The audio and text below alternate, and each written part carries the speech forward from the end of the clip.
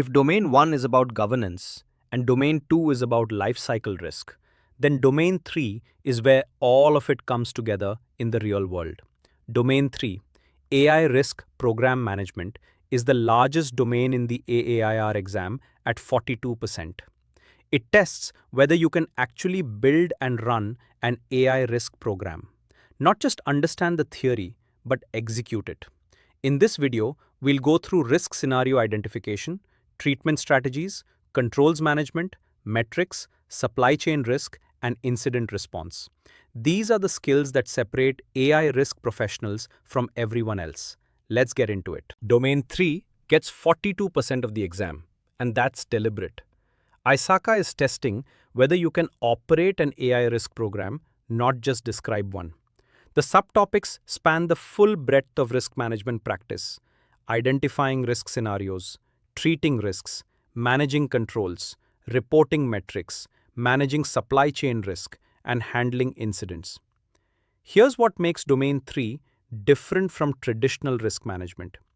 AI introduces risks that don't exist in conventional IT environments. Model drift is not a concept that exists in traditional enterprise risk. Adversarial attacks on machine learning models are not in the standard risk taxonomy.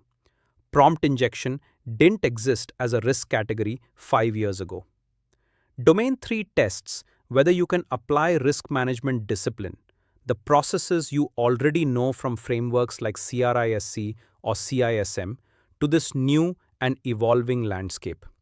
Scenario-based exam questions draw heavily from Domain 3 content. You'll be given a situation, a model failure, a vendor breach, a compliance gap, and asked what the risk professional should do first, next, or most importantly.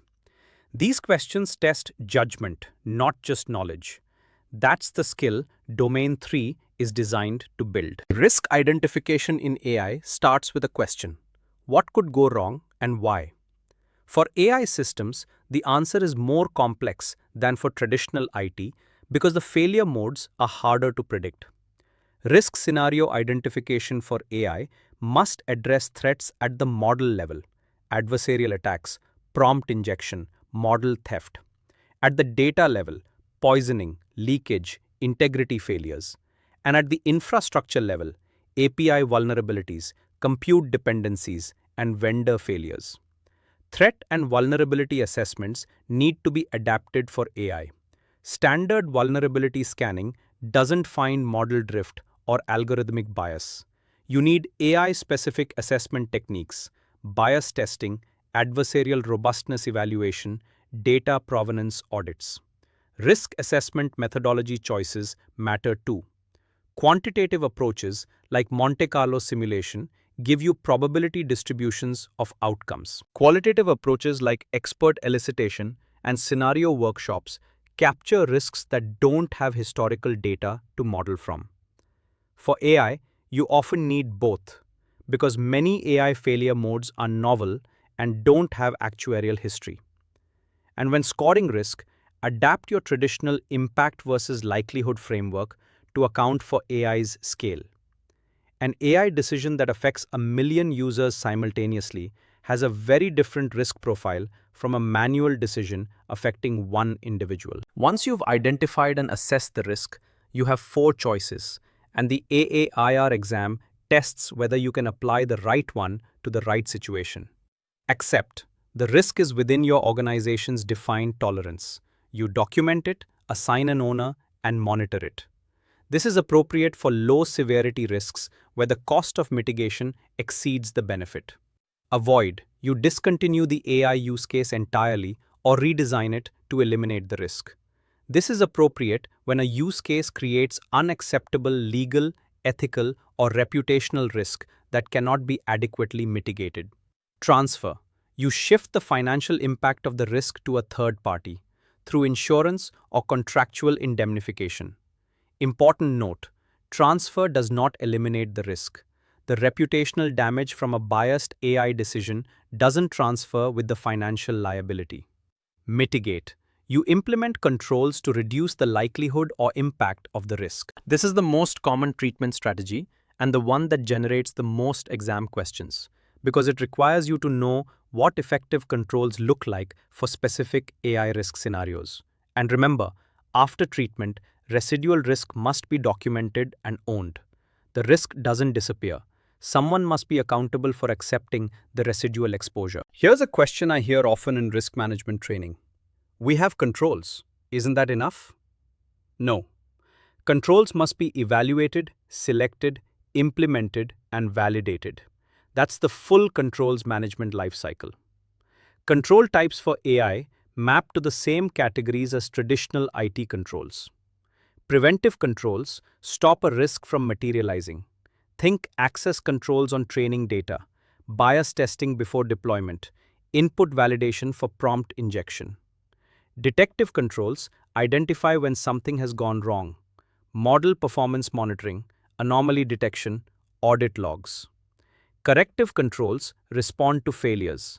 Incident response procedures, model rollback capability, retraining pipelines. The key principle the AAIR exam tests is this. A control that exists on paper but hasn't been validated is not an effective control. Controls validation means testing that the control actually works, collecting evidence, running scenarios, and documenting results. Controls must span all layers of the AI system. Data governance controls at the data layer, technical controls at the model layer, infrastructure controls at the deployment layer, and human oversight controls at the governance layer.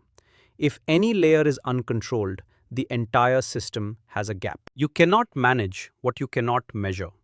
And in AI risk, what you measure matters enormously.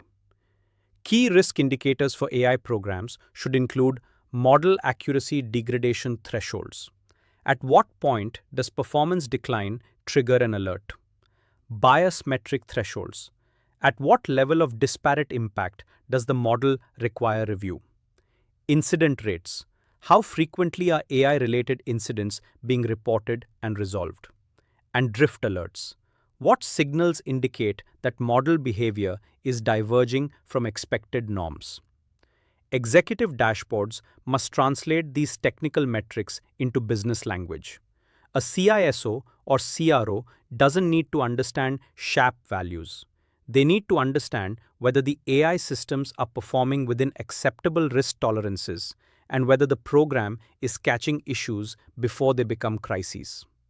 Board-level AI risk reporting is becoming a regulatory expectation in many jurisdictions. Risk professionals who can translate complex AI risk data into clear board-level communication are genuinely valuable and increasingly rare.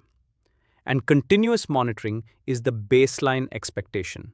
Not quarterly reviews, not annual assessments, continuous.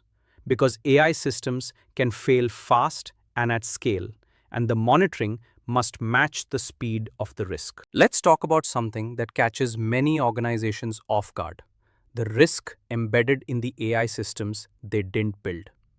When your organization uses a third-party AI model, accesses AI capabilities through an API, or downloads a pre-trained model from a public repository, you're inheriting risk that originated somewhere else in the supply chain. Supply chain attack vectors for AI include poisoned pre-trained models, where an attacker has manipulated a model before it was made publicly available. Tampered datasets, where a data provider, perhaps compromised, supplies corrupted training data. Backdoored APIs, where an adversary has embedded hidden triggers in an AI service. These are not theoretical risks. They are documented attack patterns that the AAIR exam expects you to recognize and plan for. Concentration risk is the systemic dimension of supply chain risk. If your organization is heavily dependent on a single AI vendor or foundation model, and that provider experiences an outage or security breach, how many of your business processes stop?